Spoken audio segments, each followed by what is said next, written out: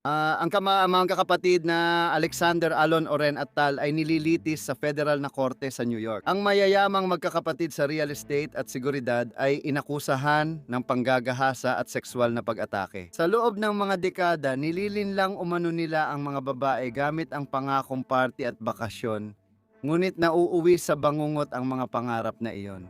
Nakuha namin ang ilang ebidensyang gamit ng piskal laban sa magkakapatid sa sex trafficking, kasama ang mga text message mula umano sa biktima. Dagdag pa, paano tumugon ang magkakapatid ng pusasan ng pulisya? Welcome sa Sidebar, hatid ng Law and Crime. Ako si Jesse Weber.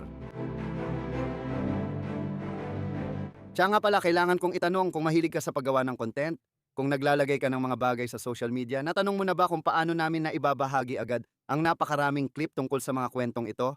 Gumagamit kami ng tinatawag na Opus Clip. All-in-one AI editor ito na pinapadali ang pagputol, paggawa at upload ng video sa anumang platform. Gamit ang AI, ang Opus Clip ay gumagawa ng B-roll, nire-reframe ang footage at nililinis ang audio.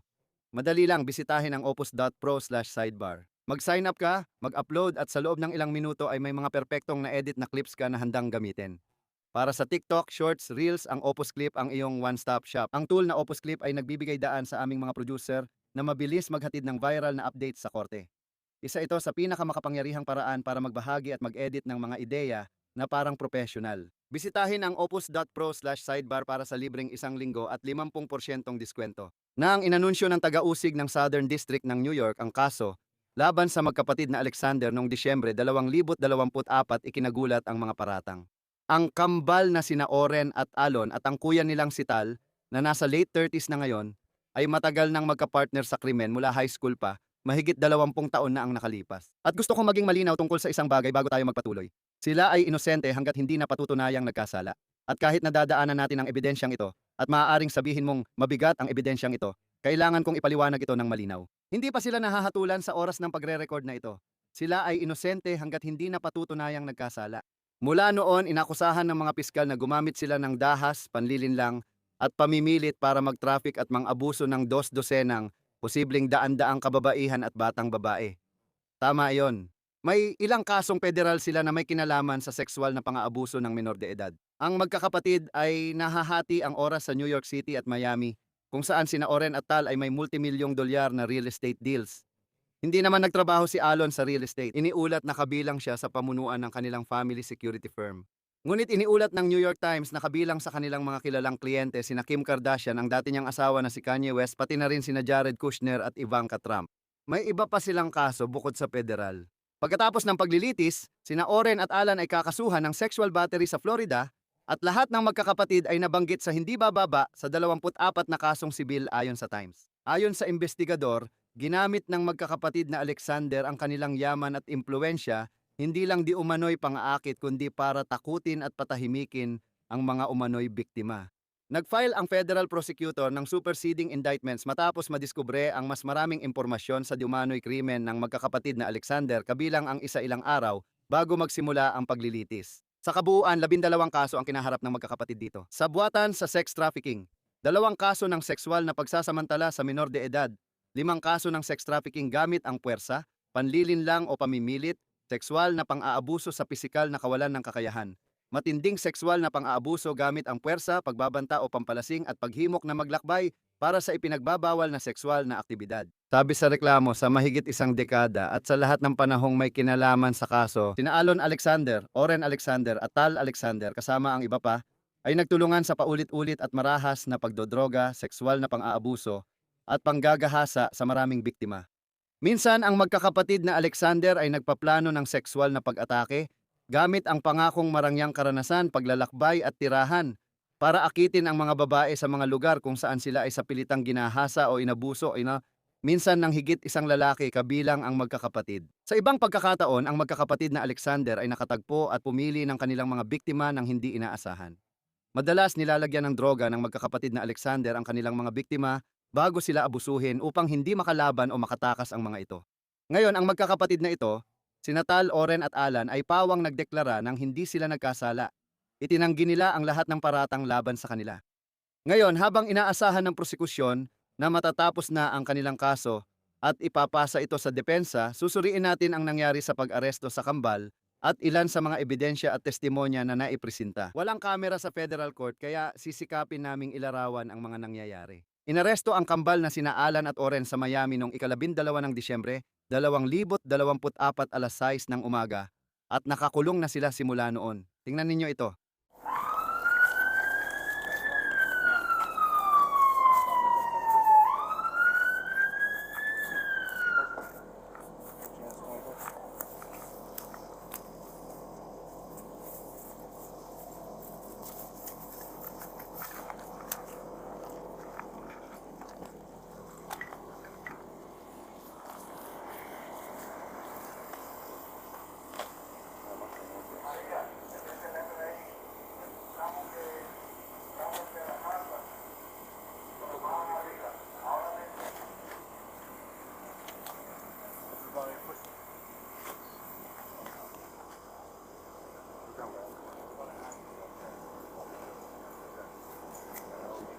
Meron ka bang tent para sa camping? Wala. Hindi na mahalaga. Hindi rin ako makakalabas. Sobrang liit talaga dito. Gusto mo bang tumigil? Ayokong nandito. Bakit ka akyat? Akyat ako.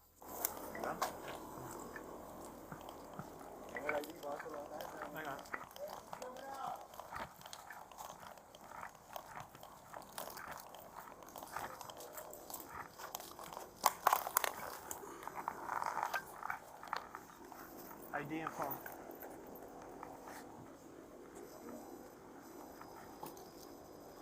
Ang kurso ba ay ikot?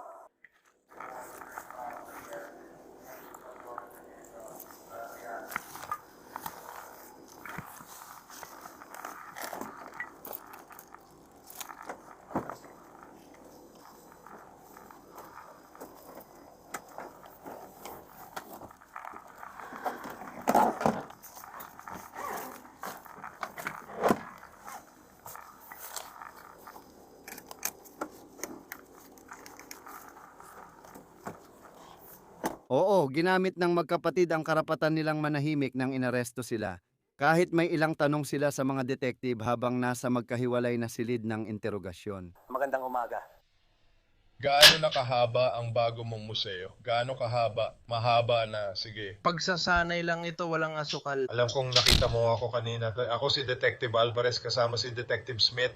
Ako si Detective Alvarez. Kailangan ko lang. Magtrabaho lang kasama pamilya ko. Yung pamilya mo, asawa o anak mo ba? Nasa harap ulit sila ng bahay mo, nilagay sila sa SUV kasama ang mga miyembro ng kanilang team, kaya hindi ko alam kung nandyan pa sila. Pero malinaw na nakuha natin.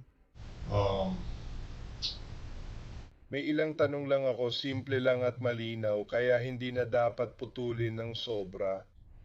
Hindi rin ako FBI, taga Miami Beach kami. Okay, kasama yung mga detective dito sa Miami Beach. Malinaw ang FBI ang nagpatupad ng warrant ngayon. Nandito sila para sa kung ano man ang kasong iniimbestigahan nila. May iniimbestigahan kaming kaso sa aming jurisdiction. Sige, balikan natin. Ibig kong sabihin, tinukoy ka bilang subject noon pang 2016. Oo, noong Disyembre 31, 2016. Siyempre, gusto ka naming makausap kung gusto mo rin kaming kausapin. Kung gusto mo yun o hindi, nasa sayo yun. Ako ay isang abogado. Abogado talaga ako. Kaya parang nahalata ko na lang yun sa'yo. Oo. Hindi ko alam kung kayo'y magkapamilya o ano ang pinagdadaanan nyo sa ilang sitwasyong nararanasan natin. Malinaw na gusto mong may abogado at tamang representasyon, tama? Hindi ko nababasahin yung Miranda rights at isa pa. Makakakuha ka ng tulong at lahat ng kailangan mo sa dulo. Kailangan lang itong mai-report, okay? May mga tanong ka ba para sa akin na pwede kong itanong para sa'yo? Sa ngayon, oo. Pwede mong sabihin sa akin kung ano ang palagay mo tungkol dito. Well, malinaw naman hukom, para lang alam mo, ang masasabi ko lang ay hindi ako pwedeng magbigay ng detalye dahil malinaw na pinili nilang makipag-usap sa amin na tama naman, syempre. Pati mga petsang ito sa aming jurisdiksyon, siguradong aarestuhin ka. May kaso kaming sexual battery laban sa'yo. At may warrant of arrest na inilagay sa sistema dito lang sa estado, okay? Kaya itong warrant ay inilagay sa sistema. Para sa aling incident. Disyembre 31, 2016. Hindi ko na pwedeng ibigay ang iba pang detalye dahil nakausap na namin kayong lahat, kaya hindi ko na pwedeng ibigay ang iba pang detalye tungkol doon, okay? May aligasyon na ginawa ng isang dalagang babae na nangyari nung araw na yon sa oras na yon. Nakita namin ang warrant of arrest para sa iyo at kapatid mo kaugnay ng kasong iyon na inaprubahan ng hukom. Oo. Ang aming jurisdiksyon, tama?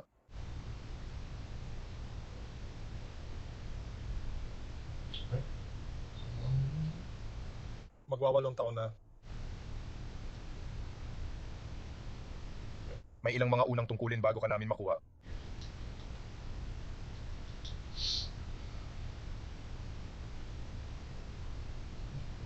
Hindi ako pwedeng magbigay ng dagdag na impormasyon dyan. Sa sandaling humingi ka ng abogado, hindi ko na pwedeng ibahagi ang detalye ng investigasyon.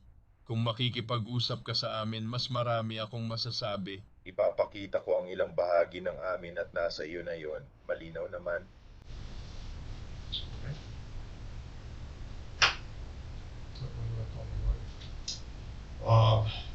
Magpapatuloy na kami sa paggawa ng iyong affidavit ng pag-aresto.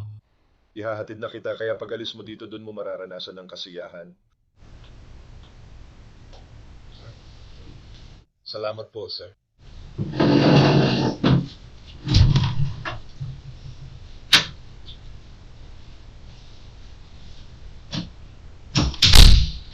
Medyo mahirap marinig, pero tinanong ni Alan kung anong kaso ang isinampa sa kanya. Sabi ng pulis, may kinalaman ito sa nangyari nung bisperas ng bagong taon, 2016, hindi na sila pwedeng magsalita dahil gumamit na si Alon ng karapatan sa abogado, kaya tigil na ang usapan. Habang naghihintay ng mahigit 2 oras sa interview room, ilang beses nakatulog si Alon sa upuan bago nag-inat at naglakad-lakad sa kwarto. Minsan tumingin pa siya diretso sa kamera na nagbabantay sa kanya. Pwede po ba akong gumamit ng banyo?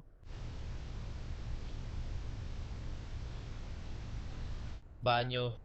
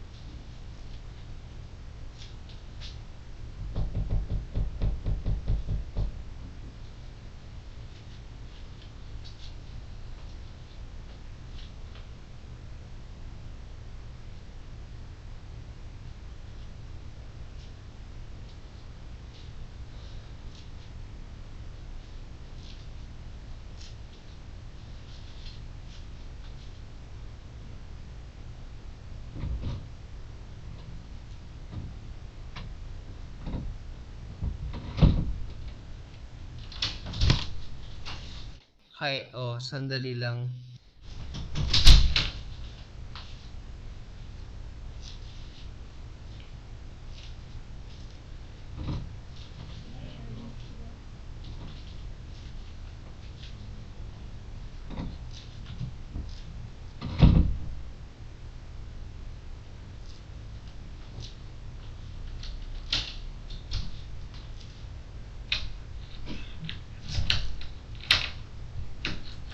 Salamat. Tapos ka na ba sa banyo? Saglit lang. Nandoon din malapit ang nakakulong niyang kambal na si Oren.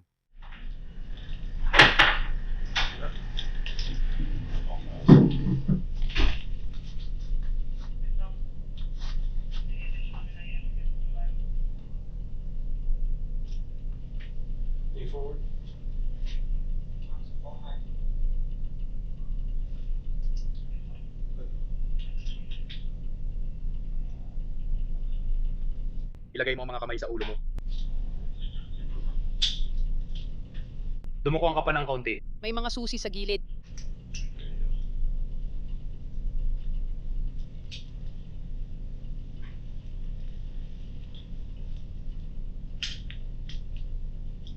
Sige, umupo ka.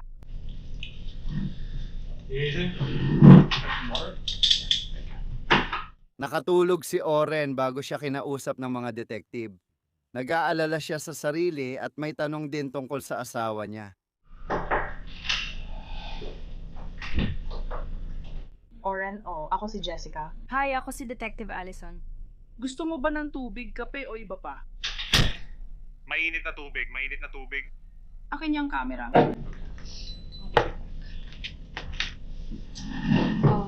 Malinaw naman gaya ng alam natin, nagsasagawa ang FBI ng sarili nilang investigasyon sa bahay mo. Wala akong kinalaman dyan. Nandito talaga ako para kausapin ka tungkol sa mga paratang na ginawa laban sa'yo nun. Kaya kung gusto mong pag-usapan yan sa akin, pwede tayong magpatuloy. Ibig sabihin, wala kang kinalaman sa FBI? Hindi. Kaya ang FBI... Hindi ko masasabi kung ano ang meron sila dahil hindi ako nagtatrabaho sa FBI at sa Miami Beach Police Department. Kaya hiwalay talaga yon. Iniimbestigahan ko ang nangyari sa aming lugar habang ako ay nasa Miami Beach. Kailan? Matagal na itong nangyari, isang insidente noong 2017. Saan? Kailangan kong malaman kung gusto mong pag-usapan ito kasama ako. Bago yon, babasahin ko muna ang iyong mga karapatan. Nasa iyo pa rin ang desisyon. Hindi ako magsasalita nang wala ang aking abogado. Sige, naiintindihan ko yan. May mga tanong ka ba para sa akin? Hindi tungkol sa kaso dahil siya ay legal na tagapayo. Nasaan ang asawa ko? Naniniwala ako muli dahil naniniwala akong nanatili siya sa bahay. Alam kong buntis na buntis siya. Base sa nakita ko, nasa kanya talaga sila bilang kaibigan, isang babaeng may mabuting puso. At ang pagkakaintindi ko ay pumasok siya sa account ng nanay. Ina-assume ko na yun nga yun, hindi ako ganap na sigurado.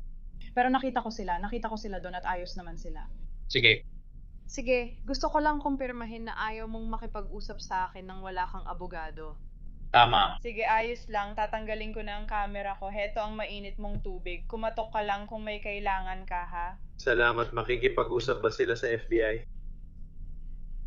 Hindi ko alam. Sa pagkakaintindi ko, hindi. Hindi ko alam kung paano yun mauuwi. Hindi ko talaga alam. Alam ba natin bakit ako inaresto? Hindi ako pwedeng makipag-usap sa'yo tungkol sa kahit ano. Dahil ayaw mong makipag-usap sa akin, hindi ko pwedeng pag-usapan ito sa'yo. Alam ko. Nagtatanong lang ako kung bakit ako inaresto. Hindi natin pwedeng pag-usapan. Kailangan ko munang basahin ang Miranda rights bago natin mapag-usapan ng detalyado. Pero dahil hindi natin ginagawa, hindi ko magagawa yon. Sige. Pero inaresto ba ako ng sarili kong departamento ng pulisya? Hindi ako inaresto ng FBI. Sabi ko nga, wala akong kinalaman sa FBI kaya hindi ako makakapag-komento. Hindi ko alam. Sigurado akong wala akong kinalaman sa investigasyon ng FBI dahil hindi naman ako FBI. Miami Police lang ako. Sige. Sige, salamat. Oo, nabanggit ulit ang pagbubuntis ng asawa ni Oren sa pagdinig ng piyansa. Ito, kagalang-galang na hukom, 9 na buwan buntis ang asawa ko at malapit ng mga anak ng aming unang anak. Nasa Brazil ang pamilya niya at gusto niyang kasama ako pag nanganak siya. Dahil ito'y mapanganib na krimen, kailangan kitang ikulong ng walang piyansa. May federal hold din kagalang-galang na hukom. Tinanggihan ang piyansa. Maya-maya, bumalik ang investigador sa silid para tanungin si Oren tungkol sa kanyang abogado. Alam mo ba ang pangalan o kahit anong impormasyon ng iyong abogado? Hindi ako sigurado kung sinong abogado ang makakatrabaho ko. Sige. May abogado kami sa New York. Si Isabel Kirshner? Siya ba ang nakita mo? Si Isabel Kirshner ba yon? Isabel Kirshner. Tama. K. E-R-S-R. CS. C. SCH siguro. Parang ganon nga. Isabel Kirshner, taga New York. Tama. May naisip ka pa bang iba? Hindi ako sigurado kung sino ang makakatrabaho namin dito. Sige, salamat. Ako ba? Pwede ba akong magtanong? Ako ba ay inaaresto? Oo. Para saan? O tandaan mo, Ayaw mo akong kausapin dito. kausapin ko dito. Yung isa ay inaresto? Kung gusto mong pag-usapan ng mga kaso, pwede. Pero sabi mo ayaw mo pag-usapan ng legal na tagapayo, kaya nire-respeto ko yon. Handa ako. So, para sabihin mo sa akin kung bakit ako inaaresto. Ulitin ko, papasok sana ako sa detalye, pero dahil ayaw mong pag-usapan ng legal na tagapayo, hindi ko na itutuloy. Sige.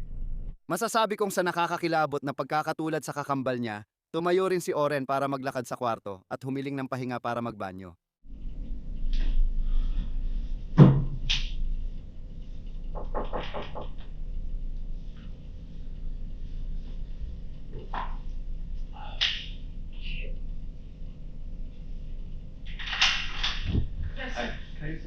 Sandali, tatawag ako ng tutulong sa'yo. Salamat. Pagkalipas ng ilang oras na magkahiwalay sa interview, dinala na sina Alan at Oren sa kulungan. Hoy, ililipat ka na.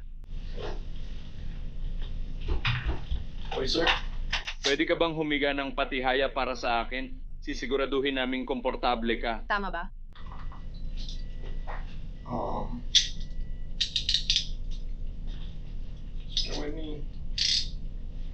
Sandali lang. Kita mo? Panatiling nakataas ang mga hinlalaki at palabas ang mga palad. Ganyan, oo. Kaya komportable yan, di ba?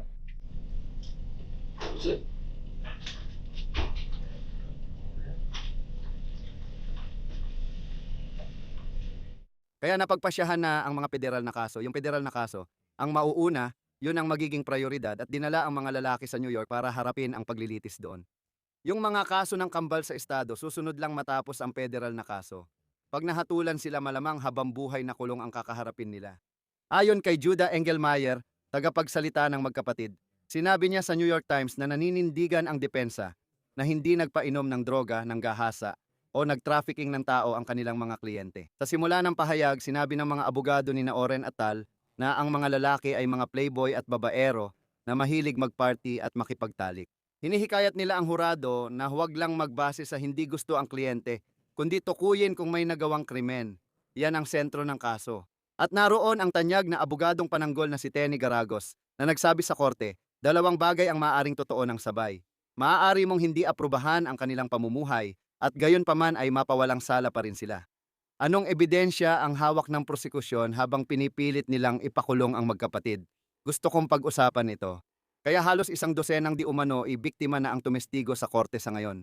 Ilan sa kanila ay mga di umano ibiktima na binanggit sa sakdal. May iba ring tinawag para suportahan ang mga pahayag ng mga babae gamit ang sarili nilang kwento. Umaasa ang prosekusyon na mapapakita nila ang pattern ng manipulasyon at pang-aabuso, mahalaga sa kasong federal. Hindi pa rin pinapayagan ng mga kamera. Ibig kong sabihin, malinaw naman, kung sinundan mo ang aming balita tungkol kay Didi, alam mo na yan ng mabuti. Pero ang ginawa ng korte ay naglabas sila ng mga ebidensya tulad ng mga larawan at text message na ginagamit ng prosekusyon bilang ebidensya para patunayan ang kanilang kaso. Kaya doon tayo magsisimula. Ilan sa mga mensaheng iyon ay mula sa unang babaeng tumestigo laban sa magkapatid gamit ang alias na Katie Moore. Noong Hunyo ng 2012 si Katie na nagsabing siya ay isang 20 anyos na estudyante sa kolehiyo ay sabik na sabik nang maimbitahan siya sa isang salo-salo para manood ng NBA Finals sa apartment ng aktor na si Zac Efron. Para malinaw, hindi inakusahan si Efron ng maling ginawa sa kasong ito, ngunit nakuhanan siya ng litrato kasama ang magkapatid na kilala sa New York party scene. Ikinuwento ni Katie ayon sa kanya na siya ay dinroga at inabuso pagkatapos ng party na iyon. May mga text conversation siya na tila sa dalawang magkaibang lalaking kaibigan na isinama bilang ebidensya. Una, gusto kong ipakita sa iyo ang mga mensahe nila ni Nicholas. Sabi ni Katie, si Ainsley ay pumunta sa Gansa Vorpal Party at nakilala si Tal Alexander. Siya at mga kapatid niya ay kilala sa malaking real estate company nila. Magkausap sila ni Ains buong linggo at sandaling nagkita kagabi. Kaibigan daw niya si Zac Efron at inimbitahan si Ainsley. Kailangan ni Ainsley ng kasama halata pero susubukan naming gawing trabaho ito, lol. Makalipas ang ilang araw, nag-message si Katie kay Nicholas ng link ng artikulo at pangalan ni Alan. Tinanong ni Nicholas kung ano yon. Sabi ni Katie, nabasa mo ba? Si Alan yung lalaking kasama nung Huwebes ng gabi. Kanina ko lang nalaman kay Ainsley na may kakambal pala siya. Siya yon, kadiri. Sabi ni Nicholas, i-report mo siya, ipakulong mo siya. Sumagot siya, gusto ko na lang kalimutan silang magkapatid at sana makalimutan din nila ako. Sabi ni Nicholas, pwede mo silang blip-blip ang buhay nila at ipakulong. Nagpadala siya ng malungkot na emoji at sabi, hindi ko kaya. At nang tanungin niya kung bakit hindi, mukhang sumagot si Katie, kasi ayokong malaman ng mga magulang ko o ng kahit sino pa. Masasaktan sila ng sobra. Ngayon, kailangan kong sabihin sa'yo, una sa lahat, kapag may mga aligasyon na matagal nang nangyari, ang unang tanong ay, sinabi mo ba sa kahit sino na nangyari ito? Kung may mga text message na kasabay ng pangyayari na tila tumutukoy o umano'y tumutukoy sa insidenteng ito, malaking ebidensya yon.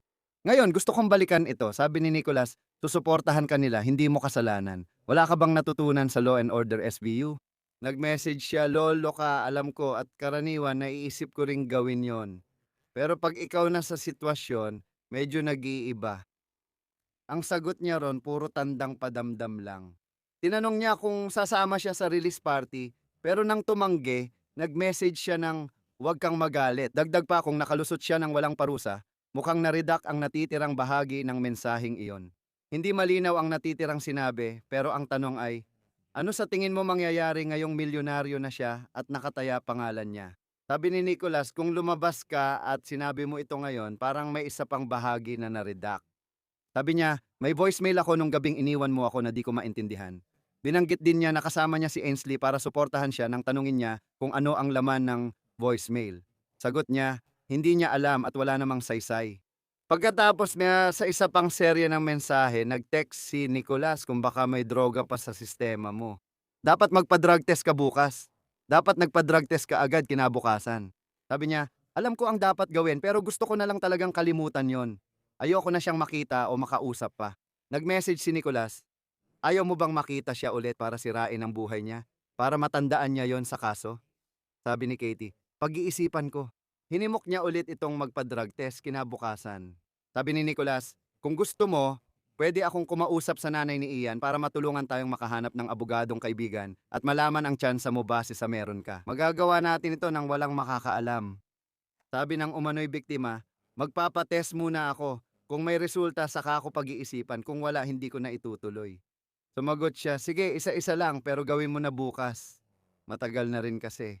Nag-usap pa sila kung saan siya dapat magpa-test bago siya nagpaalam ng good night.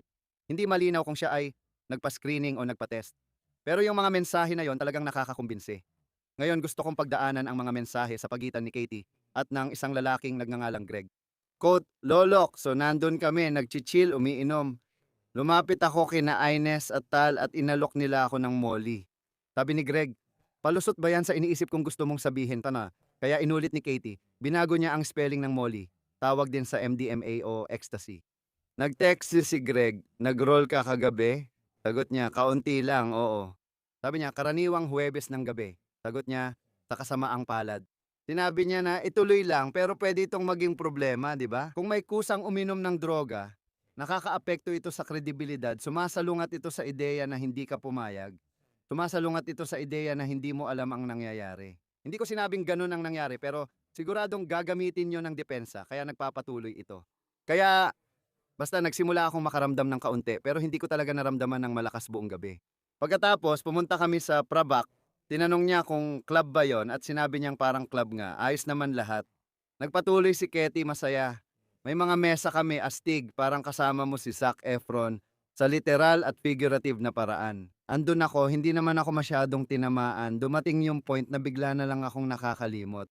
At ang sumunod na nangyari, parang ako ulit, pero ilang oras na ang lumipas, parang may switch, bigla akong natauhan, as in biglaan. Sabi ni Greg, hindi ganun gumagana ang Molly, tingin niya. Sabi pa niya, oo nga, di rin niya alam. Nasa kama ako ng isa sa magkakapatid na walang saplot, sinusubukan kong umalis, pero pinipigilan niya ako at itinutulak pabalik tuwing babangon ako. Sabi ni Greg, ano ba yan, nasaktan ka ba niya? At sabi niya, oo, masama talaga. Umabot sa puntong umiiyak ako at sinabihan ko siyang tumigil, pero hindi niya ginawa. Paano ka nakaalis? Ito ang tanong ni Greg. Sabi niya, nakatulog siya, ang gago niya, kaya umalis ako at wala akong ideya kung nasaan ako. Naglalakad ako malapit sa Canal Street. Sabi niya, dapat tinawagan ko siya. Sabi niya, tinawagan niya si Nick. Naalala mo, sabi ni Nick, may voicemail siya galing sa kanya. Wala namang sense yon. Tinanong ni Greg kung nag-hook up ako sa bata. Sabi ni Katie, oo, pero ayaw niya makipag-sex niya. Sabi ng bata, nagawa na raw niya. Tinanong niya, sa tingin mo ba may nilagay sila sa inumin mo? Hindi ka naman mawawala ng malay sa Molly. Sabi niya, alam ko, pero di ko alam anong nangyari. Siguro dahil sa alak, iba ang naging reaksyon ko. Pero bigla akong natauhan, parang may napindot na switch. Sabi ni Greg, hindi normal yan. Sumagot siya, kaya ganito ako. Iba talaga ang pakiramdam ko. Maaaring kaya ayaw niyang i-report at harapin ang mga tanong tungkol sa gabing iyon ay dahil nag-aalala siyang siya ang masisisi. Tinanong ni Greg kung nasabi niya lahat kay Nick, pero sagot niya, hindi siya sigurado kung alin ang nabanggit niya dahil natataranta at nalilito siya noon. Alam lang ni Nick ang buod ng nangyari. Nang tanungin siya kung alam ni Ainsley, sagot niya, hindi niya noon naintindihan pero ngayon alam na niya. Haha! Pumunta siya kaninang umaga dahil tinawagan ko siya. Gusto ko nang mamatay noon pero pakiusap, wag mo muna ipagsabi. Sumagot siya, syempre. Sa isa pang text, sinabi ni Katie na hindi pa niya nakakausap si Elliot mula Huwebes. Di malinaw kung sino si Elliot pero base sa mensahe, tila siya ang roommate ng biktima. Nag-text si Greg na baka may alam siya tungkol sa nangyari nung pumunta ka kina Zac Efron dahil nabasa niya ang usapan natin na hanggang ngayon ay di ko maintindihan kung bakit niya ginawa. Sabi ni Katie, nabasa lang niya tungkol sa mga pasa at bakas ng kamay at sigurado siyang may iniisip na masama. Gumapang ako sa kama ko mga alas 5:30 ng umaga, hindi man lang nagbihis, naka-fetal position lang, LOL. Pagkalipas ng ilang linggo nung Hulyo, nag-text si Katie kay Greg. May trabaho akong event mamaya sa Olives, andoon ang Alexander Brothers. Sabi ni Greg, huwag kang pumunta. Sumagot siya, sinabi ko sa kanya ilang araw na ang nakalipas na pupunta ako. Ako ang nagtatrabaho doon. Sabi niya, sabihin mong masama pakiramdam mo. Sabi ni Katie, kakain, iinom, makikihalubilo sa mga young professionals at magpipicture lang kami. Nang sinabi niyang parang hindi sulit, sagot niya, ayokong hadlangan ako nito sa gusto kong gawin. Sa huli ng usapan, sabi niya, gusto ko rin siyang harapin. Nagpatuloy si Katie, pupunta siguro ako kahit nakakainis silang nandoon. Sabi ni Greg, may sasabihin ka ba?